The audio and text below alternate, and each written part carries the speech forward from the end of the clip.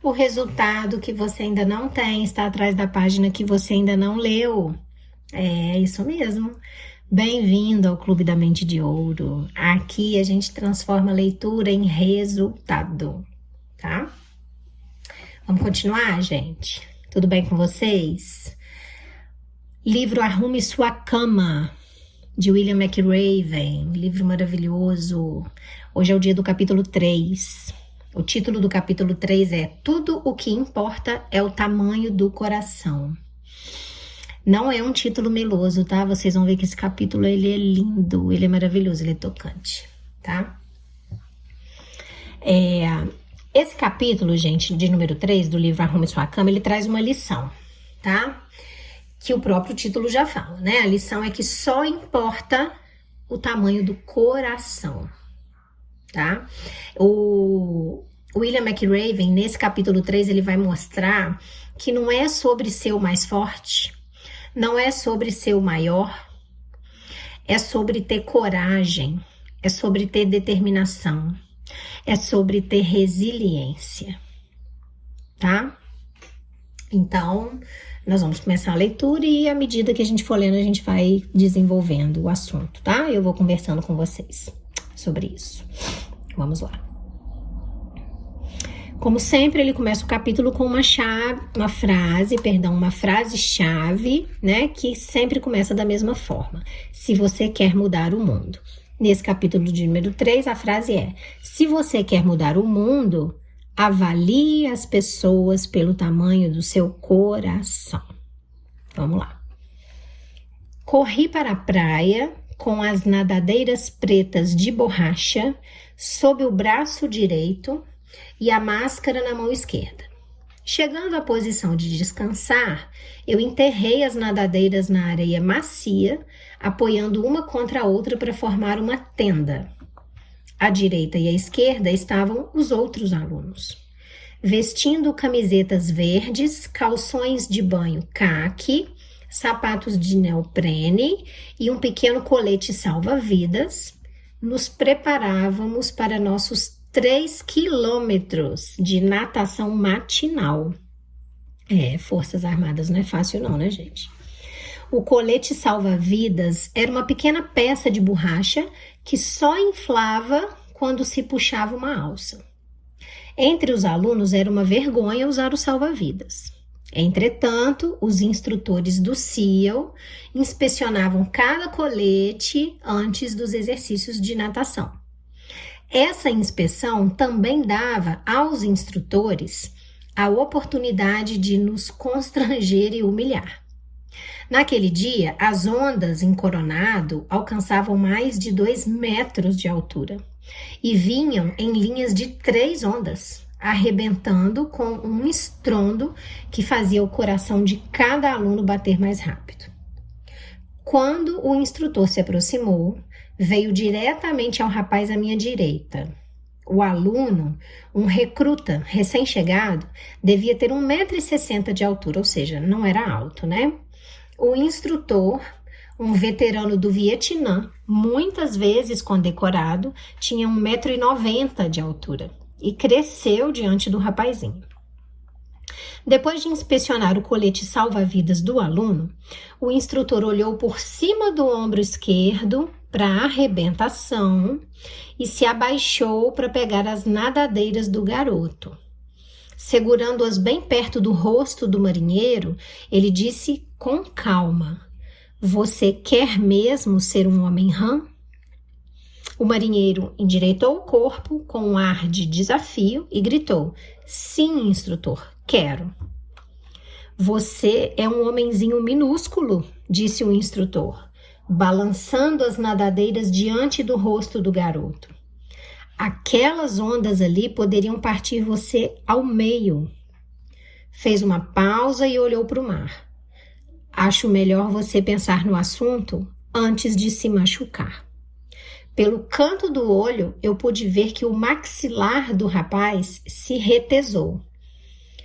"Não vou desistir", ele respondeu, prolongando cada palavra. Então, o instrutor se curvou e sussurrou alguma coisa no ouvido do aluno. Eu não consegui distinguir as palavras acima do ruído das ondas. Depois que todos os recrutas foram inspecionados, os instrutores nos mandaram para a água e começamos a nadar. 1 hora depois, quando eu atravessei de volta a arrebentação, o jovem marinheiro já estava na praia. Ele tinha terminado o exercício entre os primeiros. Mais tarde naquele dia, chamei-o de lado e perguntei o que o instrutor tinha lhe sussurrado. Sabe o que ele tinha sussurrado no ouvido do outro aluno, que não era alto? Prove que eu estou errado. Todo o treinamento do SEAL consistia em provar alguma coisa. Provar que tamanho não importa. Provar que cor da pele não muda nada. Provar que dinheiro não faz ninguém melhor. Provar que determinação e coragem são sempre mais importantes que o talento. Eu tive a sorte de aprender essa lição 1 ano após o início do treinamento. Gente, muito legal, né? Esse capítulo, eu não falei com vocês que ele ia ser lindo. Vamos falar um pouquinho? Ele ainda não terminou não, tá? Vamos falar um pouquinho sobre ele. Eu acho que a frase-chave desse capítulo é que tamanho não define vitória, né? O seu tamanho não define se você vai vencer ou não, literalmente, né? Nesse capítulo ele tá falando isso literalmente, né? No treinamento dos SEALs, os cadetes menores mostraram que a coragem que eles tiveram venceu qualquer diferença física, né? O chefe falou, prove que eu estou errado. Ele provou. Ele teve coragem, né? Então, de onde veio essa força? Do 1,60 m dele? Não. A força real vem de dentro, né? Eu acho que é isso que o autor também quer passar pra gente, que a força real vem de dentro, né? O que sustenta a gente nos momentos difíceis não é o nosso corpo, é a nossa determinação. Porque com aquele 1,60 m, se ele fosse depender da altura dele, do porte físico dele, ele conseguiria cumprir a prova? Não. Muito menos chegar entre os primeiros. Quem venceu a prova ali foi a determinação dele, não foi o corpo físico dele, né? Deixa eu ver se eu falo o que eu tô pensando agora, se eu espero mais um pouquinho. Não. Vamos continuar lendo o capítulo, porque o capítulo é muito bom, gente, muito bom. Vamos lá. Quando eu embarquei no ônibus municipal no centro de San Diego, eu estava animado com a possibilidade de visitar as instalações do Centro de Treinamento Básico do SEAL na Baía de Coronado. Eu era um aspirante de primeira classe num cruzeiro de verão, como parte do corpo de treinamento de oficiais de reserva da Marinha, também chamado de ROTC, tá? Abreviando, esse corpo de treinamento de oficiais de reserva da Marinha, ROTC. Como aspirante de primeira classe, eu estava entre o 1º e o 2º ano da faculdade. E se tudo corresse bem, eu esperava ser transferido no verão seguinte para o treinamento do SEAL. Estávamos no meio da semana e eu obtive permissão do meu instrutor do ROTC para me desviar do treinamento planejado a bordo de um dos navios ancorados no porto e partir para Coronado. Eu saltei do ônibus diante do famoso hotel Del Coronado e caminhei cerca de 2 quilômetros até o lado da praia onde ficava a base naval anfíbia. Eu passei por vários edifícios da época da Guerra da Coreia que abrigavam as equipes 11 e 12 de demolição submarina. Na fachada de um prédio baixo de tijolos, via-se uma placa de madeira que mostrava Freddy the Frog, um grande anfíbio verde e palmípede, carregando uma bomba de dinamite e fumando um charuto.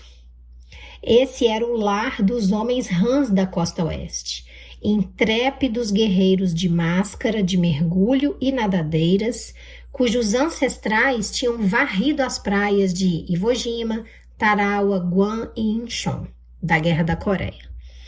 O meu coração começou a bater um pouco mais rápido, era onde eu queria estar daqui a um ano. Depois que eu passei pelos prédios das equipes de demolição submarina, o próximo edifício pertencia ao grupo One do SEAL. Na época, uma nova geração de guerreiros da selva que tinha ganhado fama no Vietnã, como alguns dos homens mais durões das Forças Armadas. Outra grande placa de madeira mostrava Sammy the Seal, uma foca com uma espada na mão e uma capa preta em volta dos ombros. Como eu fiquei sabendo mais tarde, os homens Hans e os Seals eram uma coisa só. Todos os homens eram graduados no treinamento SEAL. Eram todos homens Hans de coração. Finalmente eu me aproximei do último prédio governamental do lado da praia onde ficava a base naval. Na fachada do edifício, lia-se Treinamento Básico de Demolição Submarina do SEAL. Ladeando a entrada principal estavam 2 instrutores, cercados por jovens cadetes secundaristas. Os 2 instrutores eram muito mais altos que os estudantes. O suboficial sênior Dick Ray tinha 1,90 m, ombros largos, cintura fina, pele bronzeada e um bigode preto em forma de lápis. Era exatamente como eu esperava que um SEAL se parecesse. Ao lado dele estava o suboficial Gene Wentz. Com mais de 1,80 m de altura, Gene tinha a estrutura de um defensor de futebol americano, com bíceps imponentes e um olhar de aço, que evitava que qualquer pessoa se aproximasse demais. Os cadetes foram conduzidos para dentro do edifício. Com certa apreensão, eu o segui e parei diante da recepção. Contei a minha história ao jovem marinheiro que estava a postos. Eu era um aspirante da Universidade do Texas e gostaria de conversar com alguém sobre o treinamento do SEAL. O marinheiro saiu da mesa momentaneamente e voltou para me informar que o tenente Doug Hutt teria o prazer de falar comigo em alguns minutos. Enquanto eu o esperava para ser chamado à sala do tenente Hutt, eu caminhei pelo saguão, observando as imagens que adornavam as paredes. Eram fotos dos SEALs no Vietnã, rapazes emergindo do lodo profundo do delta do Mekong. Imagens de pelotões do SEAL camuflados, retornando de uma missão noturna. Homens carregados de armas automáticas e cartucheiras de munição, embarcando em um bote pela selva adentro. Na outra ponta do saguão, eu vi que um homem também olhava as fotos. Pelo traje, percebia-se que era um civil de constituição frágil e cabelos ralos e pretos à la Beatles, puxados atrás da orelha. Ele parecia estupefato diante daqueles incríveis guerreiros cujas ações estavam representadas nas fotos. Eu me perguntei se ele pensava ter o estofo necessário para ser um SEAL da Marinha.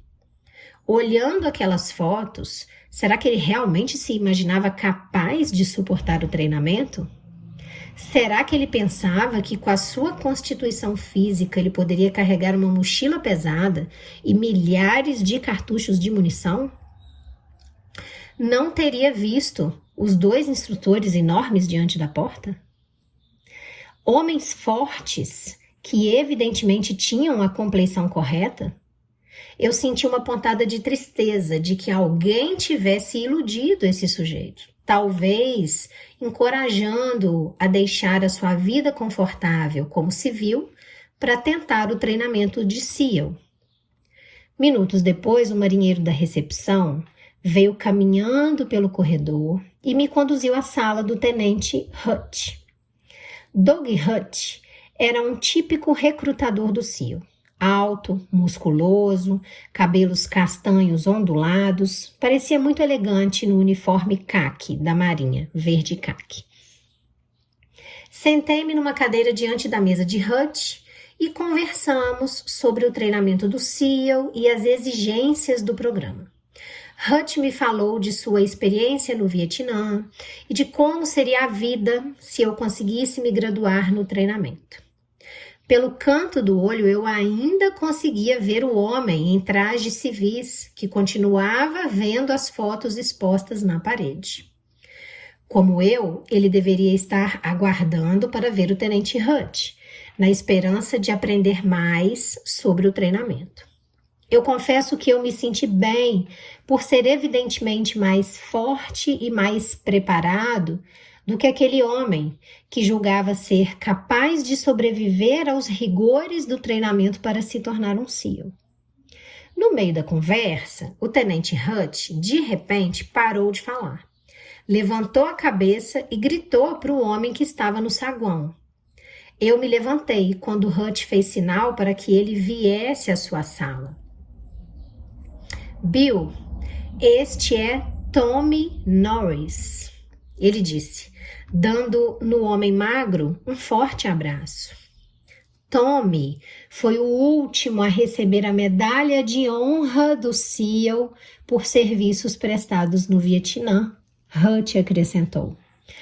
Tommy sorriu, um tanto constrangido com a apresentação. Eu sorri também. Apertei a sua mão e ri de mim mesmo. Aquele homem, aparentemente frágil, de cabelos ralos, que eu suspeitava que fosse incapaz de passar pelo treinamento, era o tenente Tom Norris.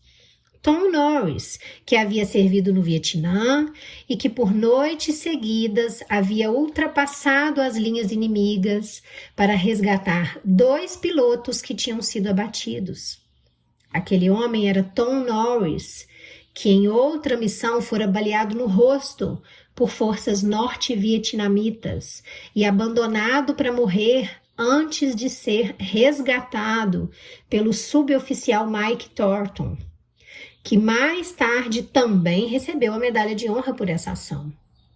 Aquele era Tom Norris, que depois de ferido, lutara para ser aceito na primeira equipe de resgate de reféns do FBI. Aquele homem calmo, reservado e humilde. Era um dos mais valentes soldados na longa história dos SEALs. Em 1969, Tommy Norris quase foi excluído do treinamento. Sabe por quê? Disseram que ele era pequeno demais, magro demais, fraco demais. Porém, como o jovem marinheiro da minha turma, Norris provou que todos estavam errados. E mais uma vez mostrou que não é o tamanho das nadadeiras que contam, mas o tamanho do coração. Eu não falei para vocês que esse capítulo era lindo? Esse capítulo é lindo, né? Então, nesse capítulo, ele dá um exemplo de quem estava ao lado dele no treinamento, né? E que foi subestimado pelo próprio oficial, e de outra pessoa que ele subestimou, e que, na verdade, já era condecorado, né? Por ter lutado na Guerra do Vietnã. Então, gente, vamos conversar agora sobre essa última parte do capítulo. O que o William McRaven está falando? Ele está falando pra gente que a coragem é maior do que o nosso tamanho. A coragem vence o tamanho. O tamanho do corpo pode até intimidar, mas é o tamanho do coração que decide quem vai continuar, quem vai vencer, quem vai terminar, quem vai chegar no final, né? Então, nunca na vida de vocês subestimem quem tem garra, tá? Porque quem tem garra, quem tem propósito, quem tem persistência, sempre surpreende, né? Tá cheio de gente famosa aí, principalmente aqui no YouTube, que a gente não entende olhando para a pessoa como que essa pessoa tem o que tem. né? Agora a gente sabe. Ela tem garra. Ela tem garra, ela tem propósito, ela tem persistência, tá? E aí, voltando à frase-chave, ao tema-chave desse capítulo, que é o tamanho do coração, né? Porque é no coração que tem esses sentimentos, gente. Essas sensações, esses sentidos de garra, de persistência, né? Então, pessoas assim têm um coração muito grande. E aí eu te pergunto, qual é o tamanho do seu coração? Ele tá grande? Ou ele tá murcho, miudinho? Porque no fim, não é sobre força ou sobre aparência. É sobre coragem. É sobre nunca desistir. É sobre isso, gente, tá? Não é sobre força, não é fazer na força. Não é sobre aparência, não é sobre aparecer, né? Eu tenho certeza que eu tô trazendo aqui para vocês um conteúdo de muito valor. E eu não tô aparecendo. Por quê? Porque eu não preciso aparecer, porque o que eu tenho para entregar para vocês não é a minha aparência, é o conteúdo, né? Talvez se eu aparecesse, vocês ficassem até distraídos, mais no que vocês estão vendo na tela do que no que eu estou falando. É por isso que eu não apareço aqui, tá? Então vamos lá, agora vamos conversar. Eu quero que vocês me contem aqui embaixo nos comentários. Quando foi a última vez que você usou de coragem para vencer uma dificuldade? Que você não usou da sua força nem da sua aparência, você usou da sua coragem para vencer uma dificuldade, porque só importa o tamanho do coração, né? Então a gente já entendeu que não é força, é coragem, tá? É sobre o coração. Essa é a lição, né? Do capítulo de número 3. A coragem, ela vence qualquer obstáculo, tá? E para seguir em frente a gente precisa de coragem, gente, não tem jeito, tá? Vamos ver aqui o que eu quero deixar para vocês por último. Olha, para a gente finalizar, muitas vezes a gente acredita que a vitória, ela é sempre dos mais fortes, ela é sempre dos mais ricos, ou ela é sempre dos mais talentosos, né? Via de regra, a gente acredita nisso. A gente acha que é isso que a gente tá enxergando, né? No mundo real. Mas a vida, gente, não é uma Olimpíada onde vai ganhar quem tem genética perfeita, né? Quem é mais bonito, quem é mais forte, quem nasceu rico, né?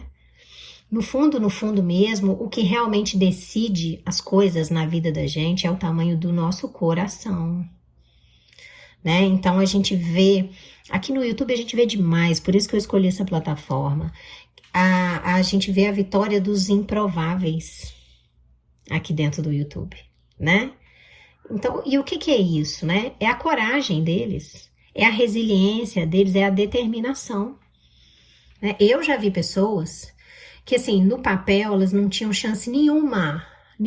Se eu fosse fazer um checklist do que a pessoa tinha nada. Mas essa pessoa superou todos os obstáculos. Por quê? Porque ela tinha garra, né? O que é garra? O que é garra? Garra é esse fogo interno, né? Que a gente não consegue medir, que a gente não consegue medir em músculo, né? Que a gente não consegue medir em títulos, né? Mas é uma capacidade de se levantar. Caiu, levanta. Caiu, levanta, caiu, levanta. Caiu uma vez, levanta. Caiu 10 vezes, levanta 10 vezes. Caiu 100 vezes, levanta 100 vezes se for preciso, né? Eu acho que essa é a mensagem do capítulo 3, para deixar para vocês. Você pode ser pequeno, você pode ser subestimado por todos, mas se você tiver coragem e você tiver disciplina, você vai surpreender muita gente. E, inclusive, você vai surpreender a você mesmo, tá? Então, gente, só importa o tamanho do coração. Agora eu quero perguntar umas coisas aqui para vocês, deixar as pulguinhas atrás da orelha de vocês. Vamos plantar a sementinha da sabedoria aí. Você já subestimou alguém? Pelo tamanho dessa pessoa, pela aparência dessa pessoa, pela condição dessa pessoa, e depois você ficou chocado, surpreendido? A pessoa é exatamente o oposto. Qual foi o momento que você precisou de coragem, quando todo mundo achava que você não ia conseguir, que você não ia aguentar? Escreve para mim nos comentários, tá? Às vezes o seu óbvio precisa ser dito para salvar o dia de uma outra pessoa. Às vezes o seu óbvio é uma virada de chave para outra pessoa, tá? Me responde outra coisa. O que você faria hoje se você não tivesse medo nenhum de falhar? Se você se sentisse a pessoa mais corajosa do mundo, o que você faria hoje? O que está no seu coração que você tem vontade de fazer e faria hoje? Será que você está mais focado no que tem por fora, no que tem na sua embalagem, do que no tamanho do coração, no que você tem por dentro? Será que o seu foco não está no lugar errado? Né? Você acredita que coragem pode ser mais forte que a força física? Igual William McRaven acredita? Já te subestimaram pela sua aparência, pelo seu tamanho? Me conta aí um momento em que você surpreendeu até você mesmo, pela garra que você mostrou em alguma adversidade. E aí eu quero que você conclua. Qual é o tamanho do seu coração hoje? Eu quero que você escreva aí para mim. Qual é o tamanho do seu coração hoje? O que tem dentro dele? Tá joia? Então a gente entendeu que com garra você consegue vencer, né? Agora, já que a gente já entendeu que não é sobre músculo, é sobre coração, e você vai escrever aí para mim qual é o tamanho do seu, hoje, do seu coração, eu quero te convidar para não perder o próximo capítulo do livro Arrume Sua Cama, do Clube da Mente de Ouro. Vai ser o capítulo 4. E ele se chama A Vida Não É Justa, gente. Siga em frente. Olha esse título. Acho que vocês não vão querer perder, né? Gente, você tá no Clube da Mente de Ouro. Aqui não tem teoria vazia. Aqui é vida real, tá? Perdão. Se você quer se aprofundar mais nesse tema, em tudo isso que a gente conversa aqui, eu te explico isso passo a passo no meu próprio livro, tá? Que é o livro Mente de Ouro. Eu vou deixar o link aqui na descrição do vídeo e no primeiro comentário fixado. Nele eu juntei os ensinamentos que eu tive de centenas de livros que eu li esses anos todos fazendo clube de livro e transformei eles em um aumento de performance na vida real, vida prática, tá? Não são só frases bonitas. Quero lembrar vocês sempre que a riqueza começa na mente, não começa no bolso, tá? Mas ela só se torna real quando a gente coloca ela em ação, quando a gente tira ela da imaginação e coloca em ação. Então eu quero saber duas coisas. Qual foi a lição que ficou com você hoje, do que a gente falou aqui? E eu quero que você escreva para mim aí embaixo nos comentários qual ação você vai tomar hoje, depois desse vídeo. Tá joia? Se inscreve no Clube da Mente de Ouro, ativa o sininho e vem comigo. Porque o próximo capítulo pode ser exatamente o que você precisa para dar o próximo passo na sua vida. Um beijo no coração de vocês.